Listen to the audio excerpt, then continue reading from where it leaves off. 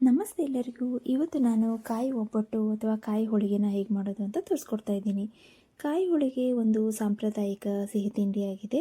ತುಂಬಾ ಚೆನ್ನಾಗಿರುತ್ತೆ. ಒಂದು ಸರಿ ಟ್ರೈ ಮಾಡಿ ನೋಡಿ.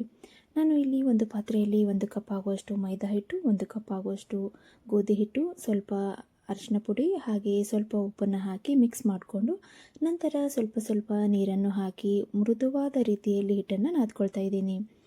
ಹಿಟ್ಟು ತುಂಬಾ ಸಾಫ್ಟ್ ಆಗಿದ್ದರೆ ಹೋಳಿಗೆ ಕೂಡ ತುಂಬಾ ಚೆನ್ನಾಗಿ ಬರುತ್ತೆ. ಸೊ ಇದನ್ನು ಚೆನ್ನಾಗಿ ಮೃದುವಾಗಿ ನಾದಬೇಕು. ನಂತರ ಇದನ್ನು ಒಂದು ಪಾತ್ರೆಯಲ್ಲಿ ಹಾಕಿ ಇಟ್ಟು ಅದಕ್ಕೆ ಒಂದು 2 ರಿಂದ 3 ಟೇಬಲ್ ಸ್ಪೂನ್ ಆಗುವಷ್ಟು ಎಣ್ಣೆಯನ್ನು ಹಾಕಿ 2 ಗಂಟೆಗಳ ಕಾಲವರೆಗೂ ಅದನ್ನು ನೆನೆಸಿಡಿ. ಈಗ ಇಲ್ಲಿ ಹೂರಣನ ಮಾಡ್ಕೊಳ್ಳೋಣ. ಇಲ್ಲಿ ನಾನು 1 ಕಪ್ ಆಗುವಷ್ಟು ತೆಂಗಿನಕಾಯಿನ ತುರಿದಿಟ್ಕೊಂಡಿದ್ದೀನಿ. ಇದನ್ನು ಒಂದು ಮಿಕ್ಸಿ ಜಾರಿಗೆ ಹಾಕಿ ಪುಡಿ ಮಾಡಿ ಇಟ್ಕೊಳ್ತಾ ಇದ್ದೀನಿ.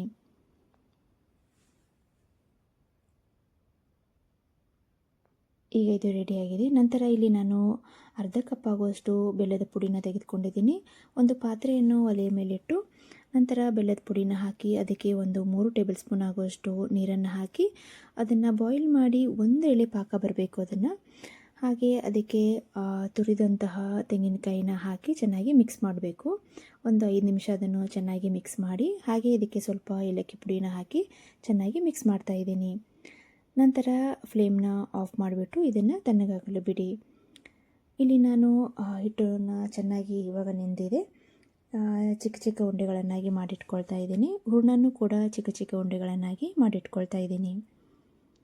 ಈಗ ಕಣ್ಕನ್ನು ತೆಗೆದುಕೊಂಡು ಅದನ್ನು ಒಂದು ಚಿಕ್ಕ ಸೈಜಿನ ಎಲೆ ಥರ ಲಟ್ಟಿಸ್ಕೊಂಡು ಅದರಲ್ಲಿ ಹೂರಣನ ಇಟ್ಟು ಈ ಫಿಲ್ ಮಾಡಬೇಕು.